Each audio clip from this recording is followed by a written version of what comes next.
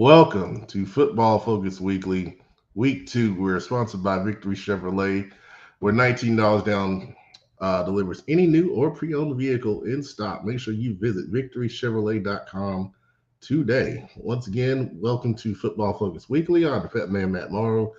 Last night, we debuted our new show um, called Between the Lines. And as I explained last night, Between the Lines is a show where I myself go deeper and talk about a lot of matchups that we don't have time to talk about here on Football Focus Weekly with the guys giving their opinions and analysis and everything. So if you missed that, make sure you go check that out on all of our outlets. We previewed a lot of different games. We did half of Pepman's players on Between the Lines and dug deeper into some matchups that I thought were important games, but maybe not the top games of the week. But tonight, we'll get into our top games like we always do. Part two of Pepman's players will be coming up right after this.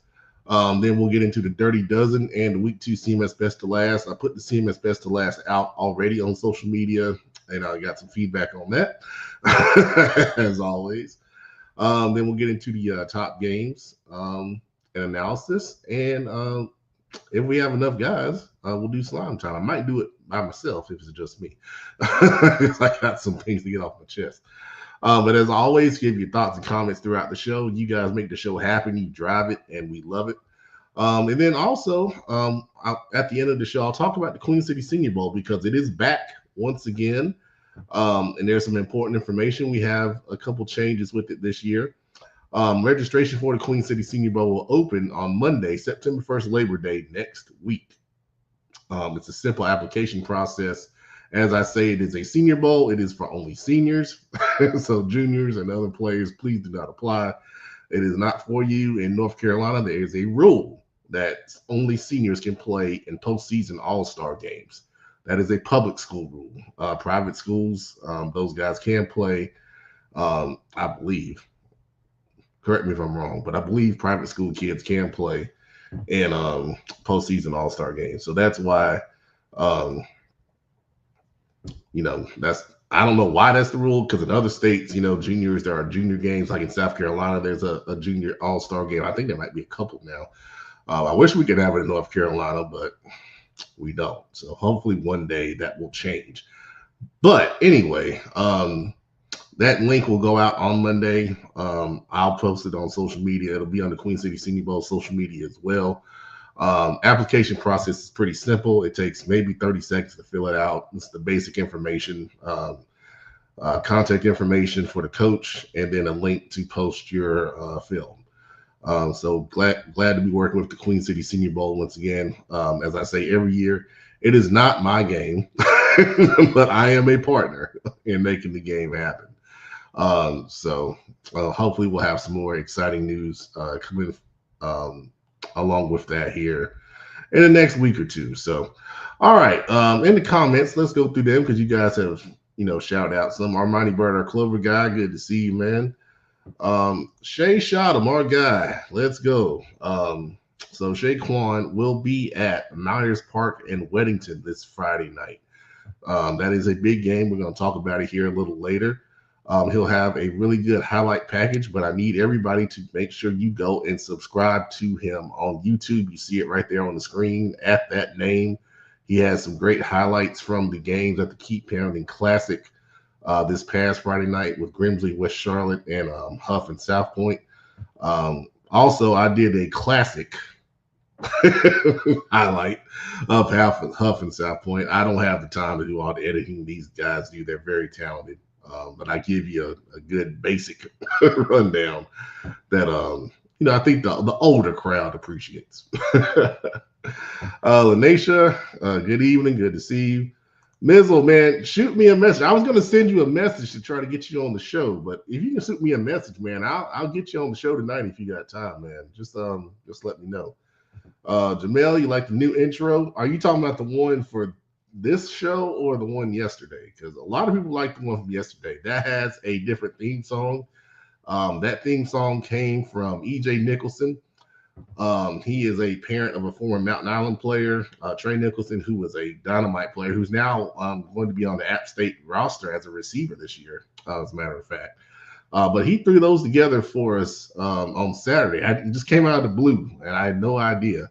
The one that we used last night, a lot of people like it. I didn't load it in the media asset here, but I did mention that there was an 80s rock version. I might play that at some point. It's pretty interesting. I thought it was funny, but anyway, good stuff, man. Dakota McCann, yeah, I'm doing good. I hope you are. Thanks for watching. La Nation predictions for this week's games. I thought about it. People have been asking for it. I'll ask the guys. I'll give some predictions. I'm not gonna make anyone do predictions, but I'll throw some out there just for the heck of it. Since y'all want them so bad, that's okay. Good evening, Jonathan. Good to see you, man. We'll be talking about Huff and Independence in the big game coming up. Larry Watson, good to see you, man. I saw your son had a good game. He had to earn every one of those 124 yards he got last week. But yeah, you guys are gonna be all right, man. Myersburg is a heck of a team. Brandon, good to see you, man. You become a regular. I like to see the kids, checking out the show and hearing what we got to say, man. Good stuff. Good to see you, man. Eric Enriquez, what's up, man? I saw Makai had a pretty good game. That's good stuff. Makai Enriquez is at Edge at Porter Ridge. Very talented young man. Got a bright future ahead of him. So good stuff, man. Appreciate you watching. Lindell Porter. Yeah, a lot of you are looking forward to it. Including one of the guys that I'm going to introduce here in a minute. Actually, I'm introducing him right now because he's ready. So let's go to that. We have the defensive coordinator for the Independence Patriots. He's a popular guy because he posted a shutout. He got it a shutout. I should say posted. He got it a shutout of Gaffney in an impressive victory for the Patriots last week. And his name is Adam Big Eye Shelby Weber. We're going to bring him on the show right now when he's ready. Now he's ready. What's going on, bro? What's up, man? How you doing?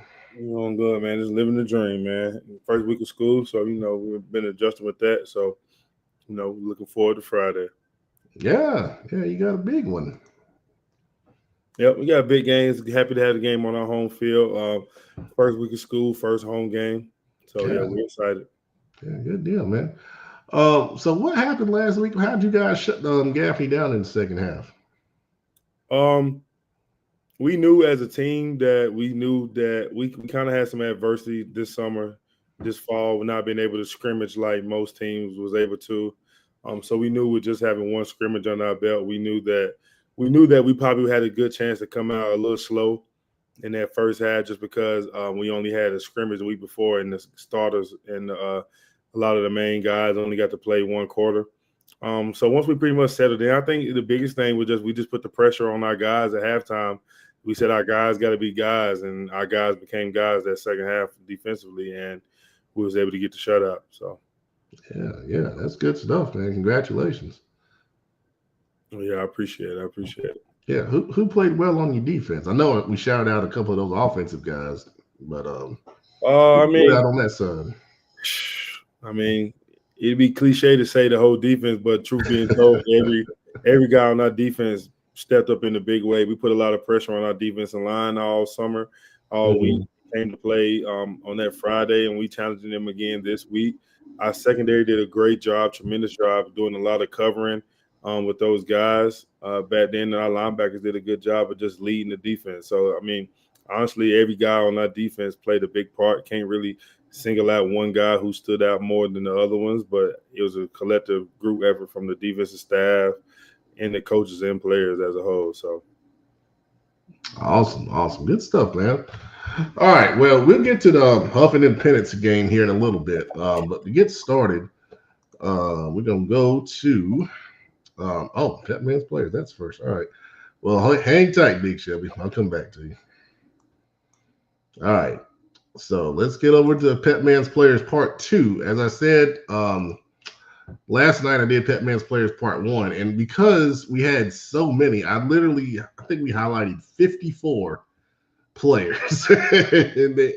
and still, there were some that we didn't have time or space to get to because I try to keep the segment within, certain time limits for posting the video on social media and so forth, so on. So anyway, part 2 of Pepman's Players, we get started with Jared Dials from Bunker Hill. He's a linebacker. 17 tackles, 2 tackles for loss, a sack, and 2 touchdowns. Playing both sides of the ball, a victory over Drawn. Good win for Bunker Hill to get started on the season going 1-0. Garrett Nolan at Charlotte Catholic, he's the running back over there. And of course, the Charlotte Catholic running backs will have a big game. And he did that. 158 rushing yards, 3 touchdowns, and a big win over South Meck for the Cougars to go 1-0 in the season. And as we said last night, I think they're a contender in the 6A classification. Jack Gullickson over at Charlotte Christian, linebacker, had 2 interceptions in their victory over Greensboro Page. Charlotte Christian in the private school ranks, a very talented team. They got several defenders that you'll probably see on Pepman's Players this season. Up in the triad, Austin Jackson, he's a safety with Northwest Guilford, 8 tackles, 2 tackles for loss, and he had a 77-yard TD catch and a victory over Western Alamance. Northwest Guilford's always a good program. They're always going to have good players, and Austin, I think, is one of the best DBs in the triad, and he went out there in week 1 and proved that to be correct. Brody Purley over at Pine Lake, linebacker, had 3 sacks and 3 tackles for loss and a forced fumble. Tough game against Bessemer City. Bessemer City pulled that game out, but it was low scoring, and the big reason for that was because of Brody's performance right here. And we'll be tracking to see, how he continues to develop and grow throughout the season for Coach Trotter up there. Thank you for the shout out, Coach. Mason Iovino, the talented running back at Cuthbertson, 182 rushing yards, 2 touchdowns, and then on top of that, 41 receiving yards. Tough loss to Archie Kell, but despite being the main threat for Cuthbertson, Mason still produced and put up some big yardage. He's going to have another strong season for a team that's, kind of reloading in some areas there. Good job from Mason. He's a heck of a running back. Trey Gathers over at Providence Day, 10 tackles and an interception. Providence Day is really kind of up in their schedule this year. Roman Catholic out of Pennsylvania, who they beat 29-28, is the 5th ranked team up in Pennsylvania coming down here. And they had a very talented quarterback who I believe was the school leader in passing yardage in history. So that's a big win for Providence Day to get that done on their home field. And Trey is a heck of a player with several offers to play college football. Samuel Cheeseborough from Mallard Creek, 223 passing yards, 2 touchdowns, 56 rushing yards. He did this off the bench in relief of Perry Justice, their starting quarterback, who was out due to injury. And he did that in a victory over Roseville, which when I looked at the film, man, he was very impressive. Getting the ball out on time, making right decisions, good technique, good fundamentals. Really happy for that young man getting a chance to go out there and do some big things and, showing off Mallard Creek's kind of new offense, which is really, really fun to see. Really fun to see for that program. Big win for those guys. Christian Jarrett over at Kings Mountain had a huge game. He's a 6'5" edge with a bright future, only a sophomore. 7 tackles, 3 sacks, and forced fumble in the victory over Shelby. Last week, they got pressure on the quarterback and didn't let Shelby's passing game really hurt him. And Kings Mountain gets a big win in Cleveland County. And they've got Burns this week to try to back that up and go to 2-0. All right, we got Manny Lewis and Marvin Ridge, talented defensive lineman committed to App State, 3 sacks in the victory over Cox Mill. And I think he's a strong player, but he has a really good get off on the defensive line. Really enjoyed watching this film. He's a special talent. Up at Starmount, Kevon Probst, 12 tackles, 5 tackles for loss, and an interception. Starmount couldn't pull it out against Mount Airy, a bit of a rivalry up there, but Kevon showed he deserved to be here on Pepman's Players. I looked at the highlights. He's a good football player for sure. R.J. Lynch at Lincolnton, 6 catches for 154 yards, 2 touchdowns. And he played some defense, got 3 tackles. Tough loss to Maiden. That's a great matchup in that area in the foothills. But R.J. Lynch is a player that, I've known for a little while now. I shouted him out in the offseason. one of the top 5 receivers in that area up there. Really fast, quick, agile, um, special talent. Had a good game. All right, I wanted to highlight some linemen, and we got linemen here coming up. Cordarius Neal at Statesville had multiple pancake blocks in the run game, their victory over East Surrey. Nick Albright at Crest with good snaps and excellent execution in the run blocking and pass blocking and, against Burns. Malachi Bush, he played tackle for Coxmill. He had some aggressive run blocks, pulls, and nice pass protection against Marvin Ridge. And then in between the linemen, Moses Morris at West Forsyth, formerly at Lake Norman, if you know that name. 102 rushing yards, 3 touchdowns, and a nice victory over Davie County. West Forsyth might be the best team in the Forsyth area this year. That's what they're saying. And they went out there with a big win in week 1. Jonathan Moore back on the offensive line at Ashbrook. He had physical run blocking, good pass protection from his guard position in the victory over West Meck. West Meck hung in there for a little while, but Ashbrook warmed down. They got some really good big boys up front. Jonathan's one of them, committed to Lenore Ryan. And then Anthony Smith and Stuart Kramer. Kramer kept running a version of a power play, and Anthony Smith was pulling and just laying guys out. It was fun to watch. There was at least 4 legitimate pancake blocks that he had in the run game on that play itself in their victory over Forest View. Stuart Kramer is much improved, and I'm excited to see what they do this week. All right, and then our last slide of Pepman's players, I want to shout out the Guernsey Wildcats in full. They broke their long losing streak with a victory over Winston-Salem Prep last week. They lost 48 games in a row over 6 years. That's a lot. Think about where you were 6 years ago. That's a long time. I mean, 6 years ago, we were just really starting this show. So, yeah, congratulations to Coach Jupiter Wilson and those guys for getting that done. Tyler Johnson at Community School Davidson, big game, 124 rushing yards, 120 receiving yards, and 3 touchdowns. But North Stanley came back and beat Community School Davidson in a highly contested game. If you know the name Tyler Johnson, he was at South Iredale last year as their quarterback. He is not the quarterback this year, but you can see he can do a lot with the ball in his hands. And I'm excited to see how that continues to progress for him, because now he's getting film out there at a skill position. And, that can change, your recruiting aspects for sure. Reshawn Jones from Mount Pleasant. This was submitted by one of the Mount Pleasant coaches, and I'm glad to get this out there. 5 tackles and 2 sacks in their victory over Concord. That was a comeback victory for the Tigers, 27-16, getting them off to a 1-0 start, and they'll see if they can build on that this Friday. Brennan Shower at Weddington. He's a very talented linebacker. You know about the Twins. You know about Thomas Davis Jr., but Brennan also played a good game against Mooresville last week. 8 tackles, interception, and a pass breakup in the victory over Mooresville. Weddington always seems to have someone else that can complement their star players, and it looks like Brennan's going to be one of those guys this year. So good job, man. Congratulations. Another coach submission, Van Helms at Parkwood, 6 tackles, a sack, 2 tackles for loss, 3 quarterback hurries in their victory over Piedmont. Parkwood getting off to a good start at 1-0. Coach Mobley has kind of built these guys from the ground up, and now he's got some of these guys in their 2nd and 3rd year with him, and they're talented, and they're starting to reap the benefits, of that process. So congratulations to Parkwood, Van, and Coach Mobley down there. Bryce Quadra from Mountain Island, 16 tackles, 3 tackles for loss, and a forced fumble against Fred T. Ford. I saw this kid live a couple weeks ago in scrimmage, and man, he's all over the place. He is all over the place at the linebacker spot. Coach Rob, Coach Dub, he's not here yet, but he's got a special talent here in Bryce. If he joins us tonight, I'll let him, talk about him for a little bit. Jamal Rule at Charlotte Christian, in the Nebraska commit, 166 rushing yards, 85 receiving yards, 3 touchdowns in the victory over Page. Special talent.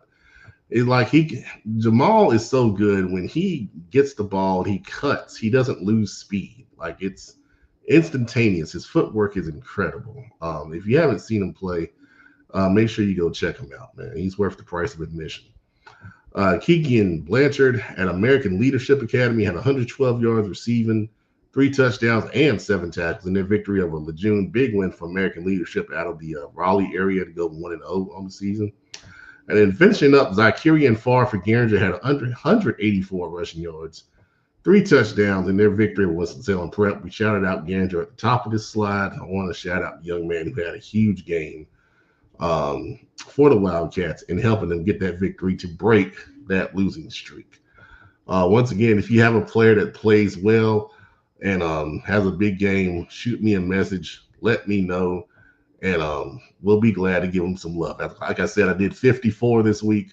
Every week will not be that big, but we had so many submissions that I wanted to get out as many as we could. So Joe Hughes, when we talked about Christian Jarrett from Kings Mountain, he says one of Jarrett's sacks was a safety. Yeah, awesome job for that young man once again. Let's see here. Mike Eddy, Valley Creek dominated Roseville. Yeah, they did. It was really impressive. So once again, that's Pepman's players. We do that every week throughout the season until the season is over. So appreciate that. All right. So let's transition to our next thing and bring Big Shelly back on. We're going to go to the Dirty Dozen, which is done by me once again. So if you got a problem, let me know. I had a conversation with a certain coach before I did the show tonight, and he's not going to be happy because I told him where I thought he was, and he's not there. So, but anyway, Huff at the top. Providence State moves up a spot where Charlotte drops a spot because they lose the tough game to Grimsley. No change with Weddington, Independence. Charlotte Christian moves up. Myers Park moves up because they won. Valley Creek, I moved up. They were on the edge last week, but they moved up into the poll. The impressive victory over Roseville. Crest, Ashbrook, Monroe, no change. And then Mooresville does a big drop down to 12, 6 spots because of the tough loss to Weddington. And then on the edge, we got Palisade, South Point, Catholic, Lake Norman with a big win over Sun Valley. And then Kings Mountain with that victory over Shelby. So just as a reminder, Mecklenburg, Gaston, Cleveland, Union, Iredell, and Cabarrus counties are eligible for the Dirty Dozen. Big guy, you got any thoughts on the dozen this week? Man, it's your list. It's your list. Hey, now it's your list. I would go on the record to say one of my favorite teams out of the county is Ashbrook. I think I don't think they're gonna surprise nobody, but I think a lot of people are asleep on them, if you understand what I'm saying. I think that staff, those kids, they know what they got.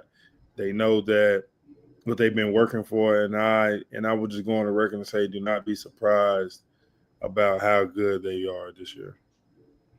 Absolutely. I think they showed a lot last week. They played 2 quarterbacks, both of them, AJ McLean and also you have, just from talking to some of the people in the area about Ashbrook, it was hard for them to even find people who wanted to actually scrimmage them this offseason. So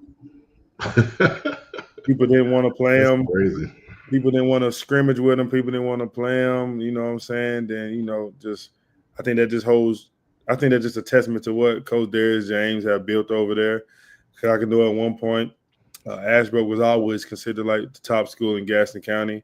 And then I guess probably before he got there, they kind of fell off just a little bit. And he's brought them back to what everybody known them as. Obviously, with Coach Z Bigger as a defensive coordinator, he has their Ashbrook guys. So, it's good to see that program is dominant. They're never going to be on social media doing too much rah-rah, whatever the case may be. I just think, just listen here at first. Don't be surprised how good they are this year. Yeah, I'll tell you. You mentioned Ashbrook being the top team in Gaston County back in the day. When we were at Harding, I believe it was 2007, maybe. We got to play them in the first round of playoffs, and we went over there, and we actually led 14-0 at the half. We felt like they were pretty predictable in their sets or whatever. But they came out second half and they changed everything. Like they pulled out a whole new scheme on us.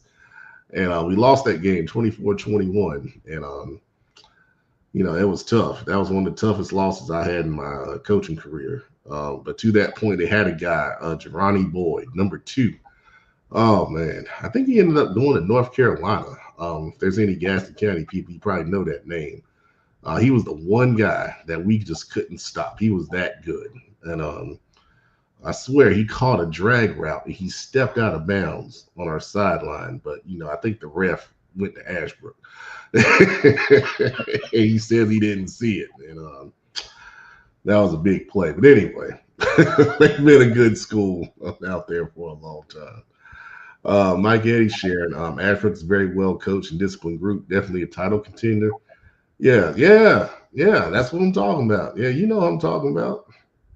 You let them know that they got lucky against Harden. And the funny thing was, we would have played RG Kell in the second round because RG Kell ended up upsetting whoever they played in the bracket, and we felt good, about our chance if we had that matchup. But oh, he go to the NFL? I didn't even know that. I knew he went to Carolina. And that's all right. That's all right, man. Yeah, that's good deal. Good deal. Heck of a player, man. Heck of a player. All right. No one else is commenting, so I guess everybody thinks I'm right. I appreciate that. All right. CMS best and last. Um, I'll run through that real quick. I talked about this on last night's show because I'd already put it out there. But no changes in the top 4. Mallard Creek moves up to 5 with the victory over Roseville. Palisades drops. No punishment to Palisades, more so the impressive victory Mallard Creek had. And Argykel, Butler, Providence, no change. North Meck moves up with a big win over Rocky River. Chambers moves up, big win over Clover. Olympic drops a spot. South Meck stays the same. Rocky River drops because of the loss. Hopewell moves up, nice win over East Meck. West Meck drops 1 spot. Tough game against Ashbrook. Harding moves up a spot. 31-18 lost to Corvian, but I thought they showed well in some spots. Valentine Ridge, I was really surprised. They had a tough loss to Fort Mill, 52-6. I was really surprised by that. Berry and East Meck, no changes. And then Garinger. And somebody asked me, why did Garinger not move up? And, like I tell people, I always look at this as like a power poll. So the team ranked in front, I think, would beat the team ranked below if they played. So right now, I don't think there's a CMS school Garinger would beat at the moment. But if they back up their big win this week against Lake Norman Charter, then we can revisit that for sure. Big guy, you got any thoughts on this? I think I would probably move Chambers to the top 10. I think their win against Clover, I think that's a big win. North Carolina versus South Carolina. Just with the new coaching change with Coach Captain Munderland, the defensive coordinator Charles Johnson, just the new additions that they have. I think that was kind of like a tone setter for a lot of people. I think since they won their state championship and they've been through coaching changes, people kind of have forgot about them because they may not have been as dominant. Well, they haven't been as dominant as they was over that period of time that they have. But I think I will put them in the top 10. I'm not necessarily saying who I would take out or move out. I'm not gonna get into that, but I think I got you. I would put them in the top 10. Yeah, I thought about it. I saw a little bit of the Chambers film. I saw more of the North Meck film. The North Meck film really impressed me. That kind of weighed a little bit more, but I can feel you because I thought the win over Clover was really impressive. Clover's a good program. And I think last year Clover beat them pretty good down at Clover. So it shows that they've, definitely closed the gap and got a lot better. Kerry Sturdivant says Valentine Ridge had several touchdowns called back against Fort Mill. Well, I mean, that's unfortunate, but I mean, I gotta say, 52-6 is a big margin. I mean, if I'm getting the score wrong, let me know. But I saw Valentine Ridge. I'm telling you, that's why I moved him up the week before because I was really impressed when I saw him at the Jamboree up at J.M. Robinson. But hopefully they bounce back next week. I don't think they're that margin was reflective. So That makes some sense. Mike Eddie's saying they need the West Charlotte Indian Memorial Stadium. Well, Mike, let me tell you something. Schools play at Memorial Stadium, they typically lose money. It costs $8,000 just to book Memorial, and then you got to pay for parking staff, police, and all that stuff. So unless you know it's going to be a huge game, I mean huge, where you don't lose money. That's why you don't see many games outside of that opening game now played down there because it's just so expensive, and it's unfortunate. But we're in 2025; everything costs more.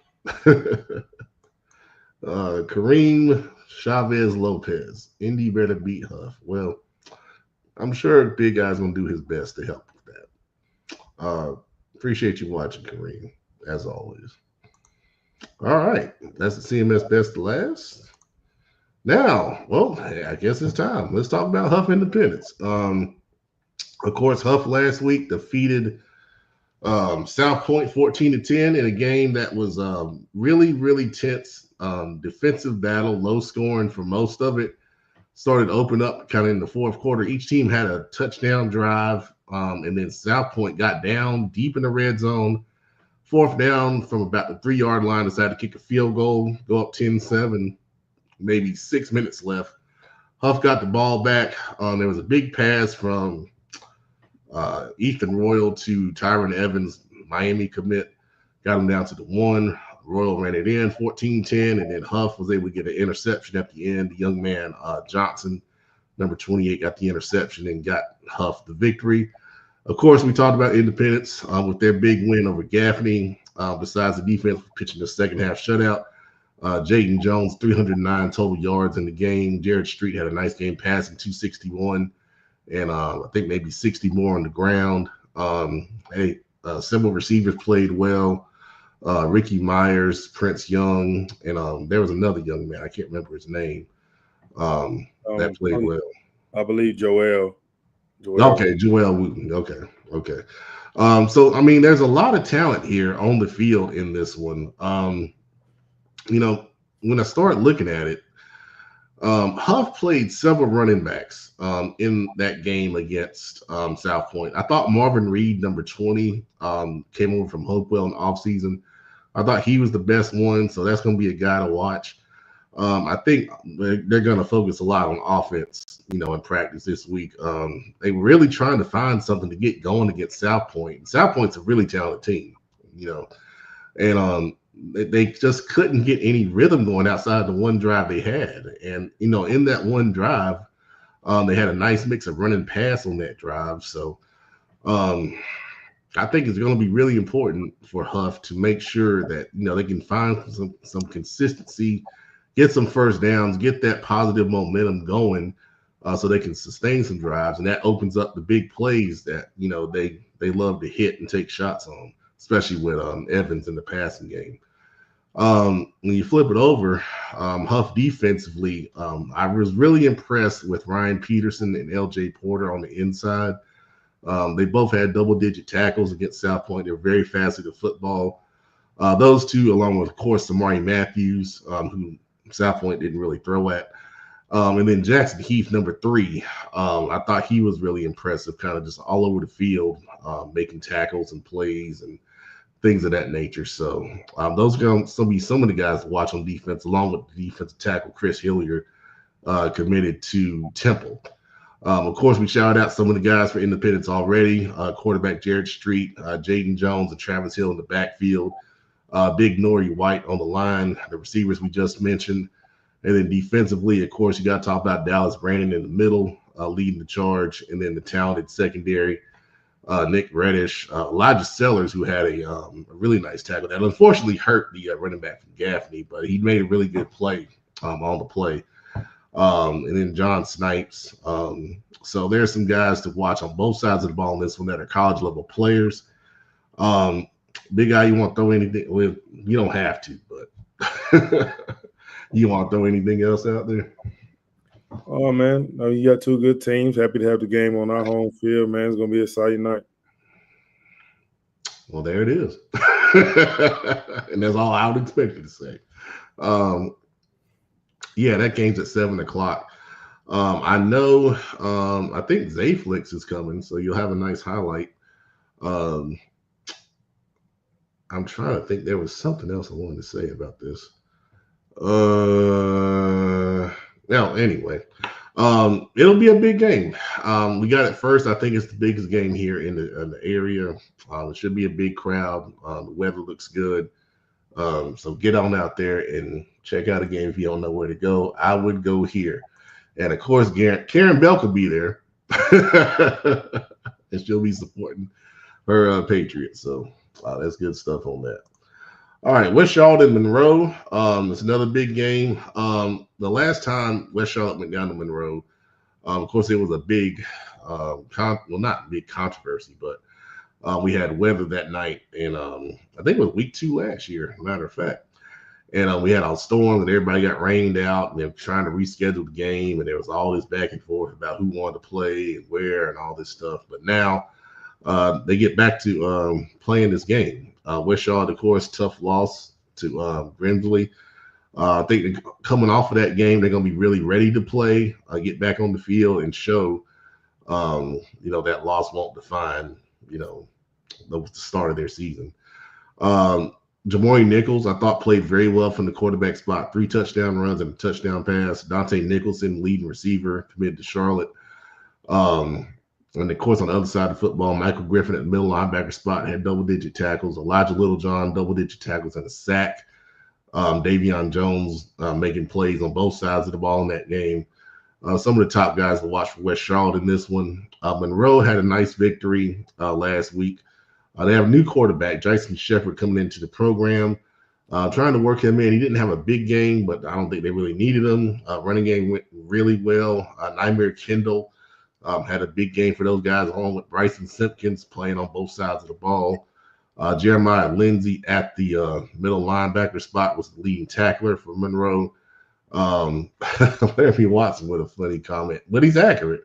I hope the West Charlotte band travels. That will be a fun, because I remember last time I went to Monroe, that Monroe band can really play. So it'll be a nice atmosphere. It should be a good game on the football field. Big Eye, you got anything to add on Dub C and Monroe?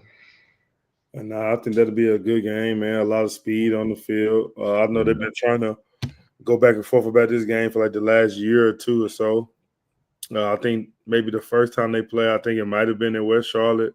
And I think that they say Monroe had them all the way up until the end, until the guys started cramping up, and then West Charlotte was able to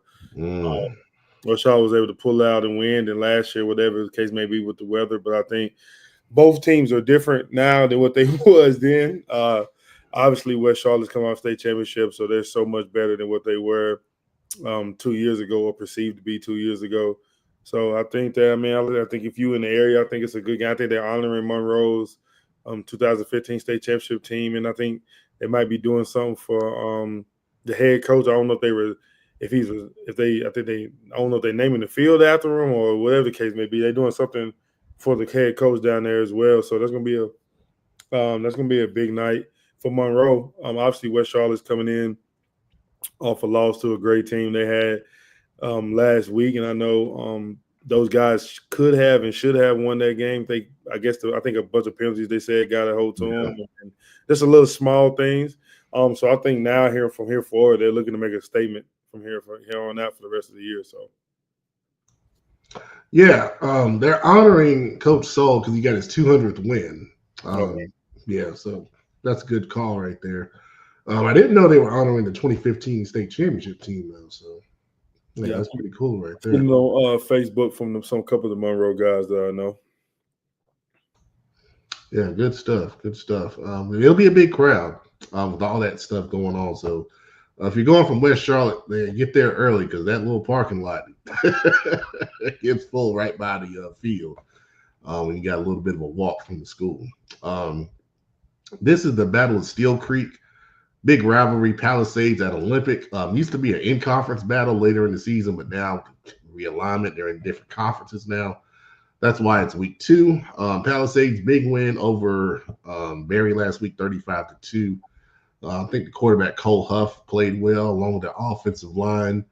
Nolan Jefferson, a big part of that line up front. Running back Donovan Poor. I had a chance to look at his highlights. He ran the ball pretty well. Then their defense played well.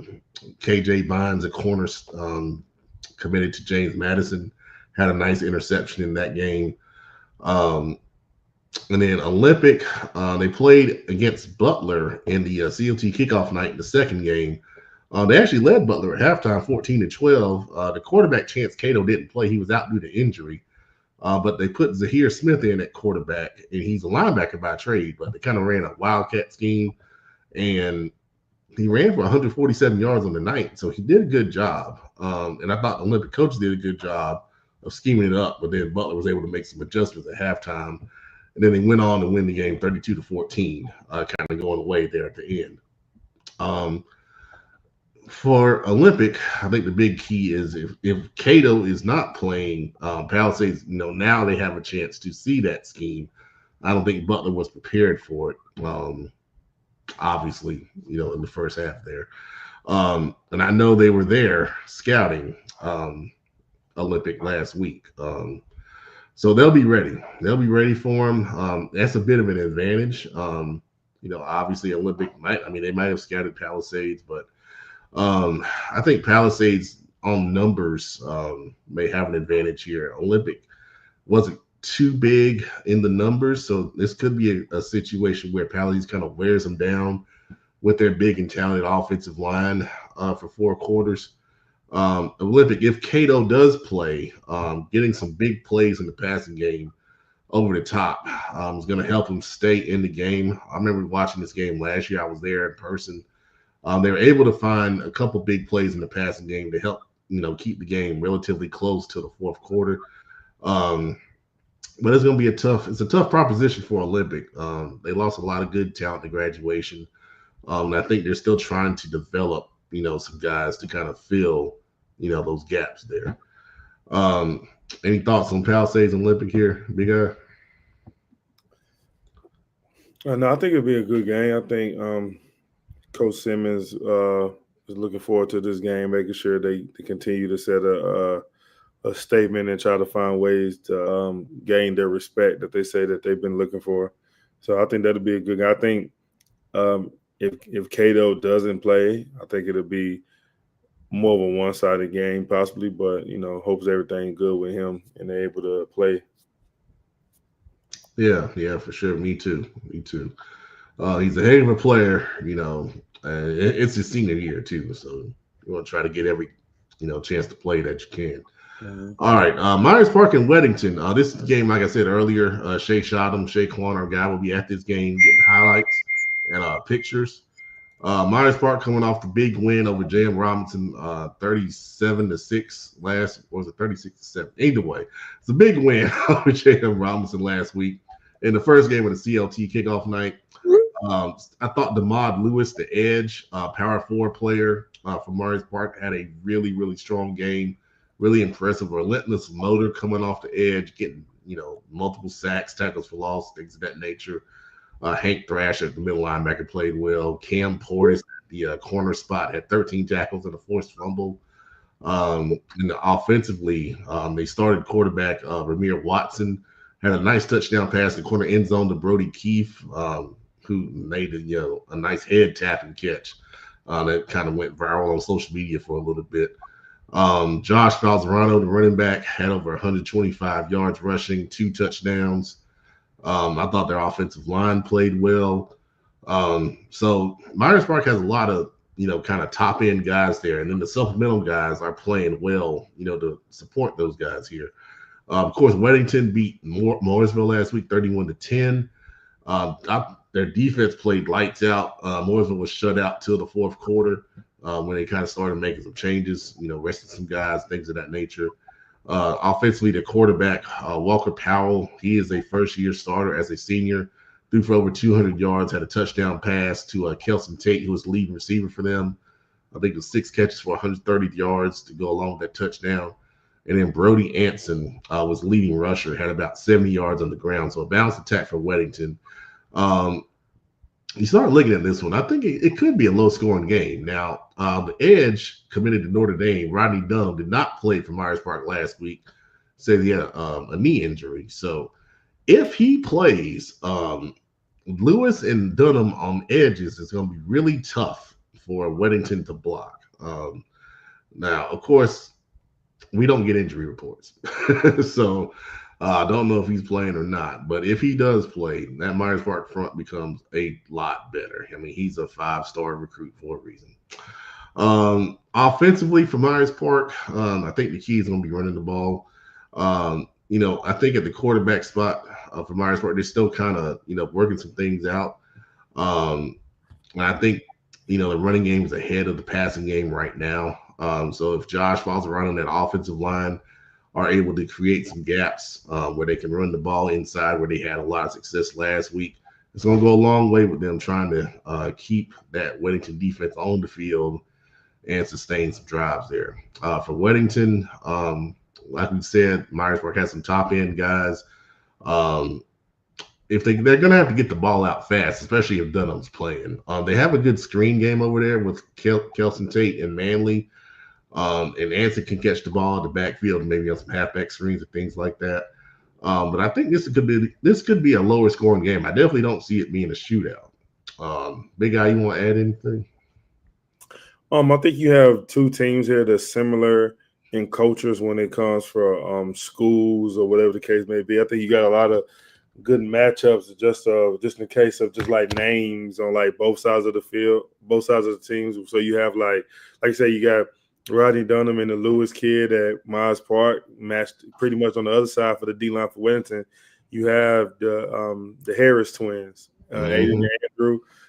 So those are like four. If you're looking for D line play, those are four guys, big time names going to big time schools. And then you have like Myers Park, you have the Porter's boys. And then you have like Miles Young and Brody Keefe. And on the opposite side for Weddington, you got Kelson Tate and Jonathan Manley. So you got a lot of guys who are familiar with each other, who knows each other, who've been playing sports with each other or against each other for a long time. So I think this will be, I think it'll be probably you'll see some of the best student sections at these games.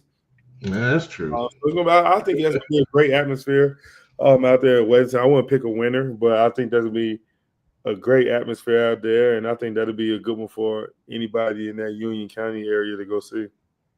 Yeah, absolutely. Good call on the student sections because Myers Park, man, they brought it last week. I mean, there was maybe 200 students in that place. It was good stuff, man. All right, so private school batter here, Charlotte Catholic and Charlotte Christian.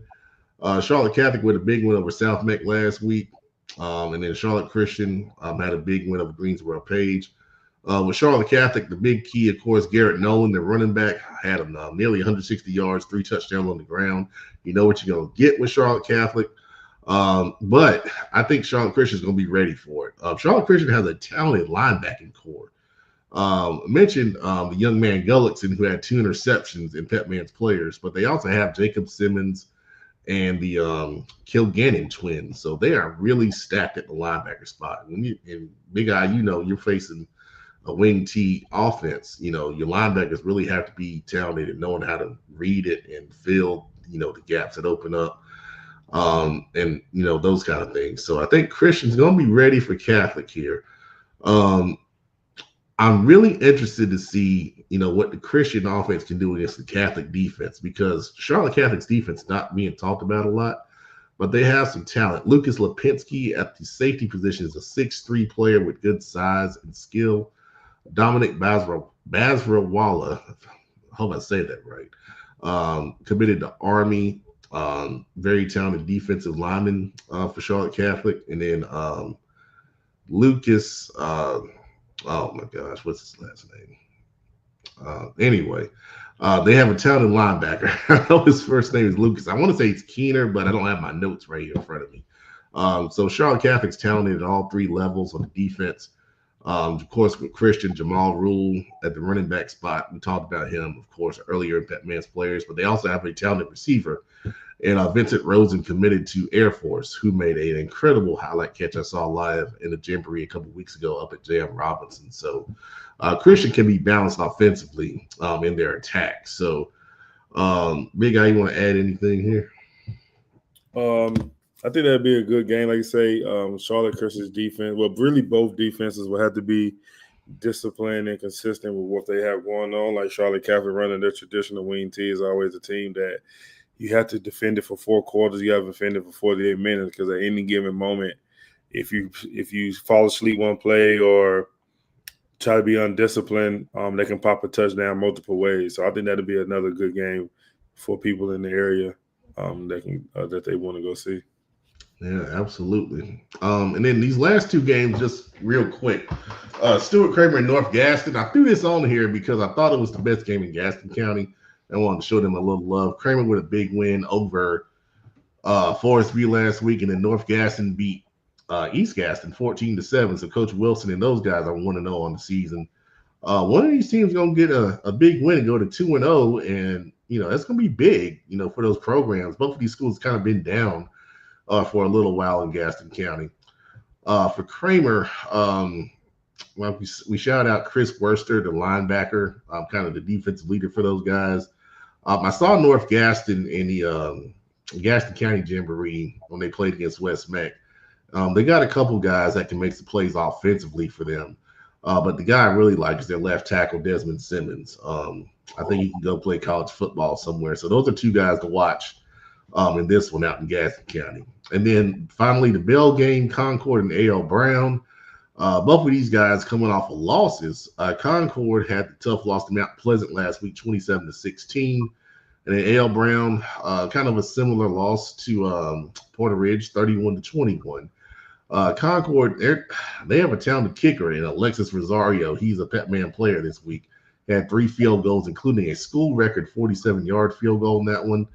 And then for A.L. Brown, the quarterback, Austin Settles, had a big game. I believe he had 3 touchdown passes in that loss to Porter Ridge. So, of course, the Bell game, not what it used to be, unfortunately. Times have changed.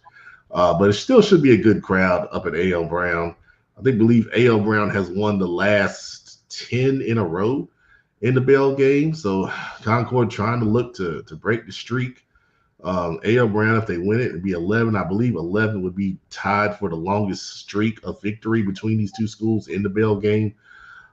So hopefully, it's going to be a competitive game. And if Concord can pull it out, I know that'll be a big win for Coach Shepard and that program to get it done. So, Big Guy, I know you probably want to talk about Creston Shelby. You want to say anything about that one?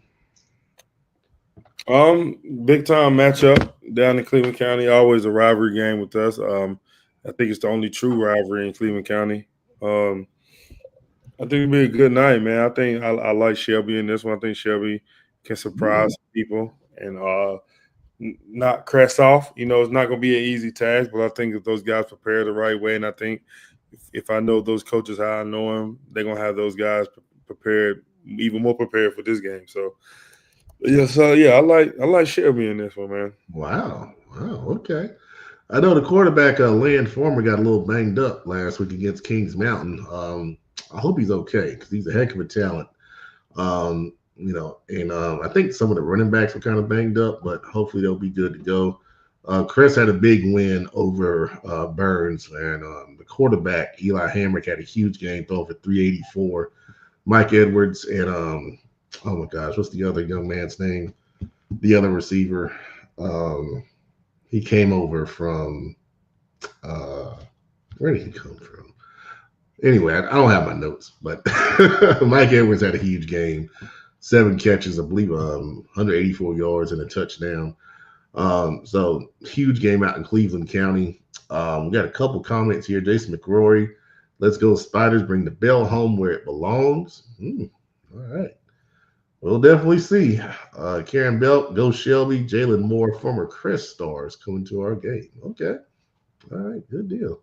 Yep, Jalen, for anybody who's in the Mint Hill, Matthews area, come to the Smoothie King in Mint Hill. Is owned by Jalen Moore, former App State alum, Crest High School alum. And yeah, make sure you support my guy and give him some business. All right, good deal. Good deal. All right. Well, Friday Night Live every Friday night at midnight this year on these same outlets. Make sure you check it out. It is your show. I review Friday night scores, give some analysis of the games. You can shout out your team, your players, and your school in the comments. Share the experience with your friends. I am also glad to say Friday Night Live once again is sponsored by Craig Fell, the owner of Blackbridge Financial in the Palisades. Blackbridge Financial specializes in wealth management services.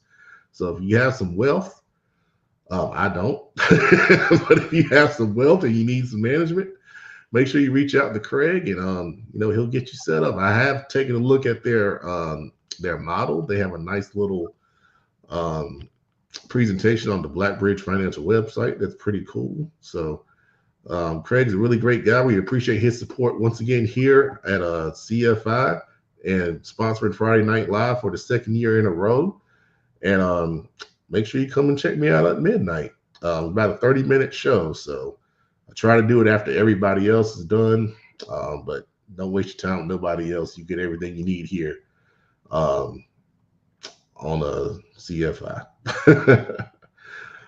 Megan Ingalls with a late comment: Green Central versus North Lenore, 55-0.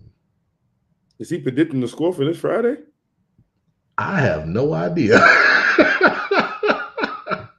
I didn't know we had Green Central and North Lenore fans. I'm not ready. Not ready for that. Oh man. Okay. Well, we'll move forward on that. All right. Last thing here tonight. Queen City Senior Bowl, like I said at the top of the show, registration will open Monday, September 1st. If you are a player, a senior, only seniors, all players must apply to be considered for selection. Your eligible counties are Mecklenburg, Cabarrus, Union, Gaston, Cleveland, Iredell, and Rowan. We do reserve the right to allow schools outside those counties to participate case-by-case basis. That's typically if we're short at a position and need, someone to fill it. Any head football coach is interested in coaching in this year's game, please contact me. Let me know.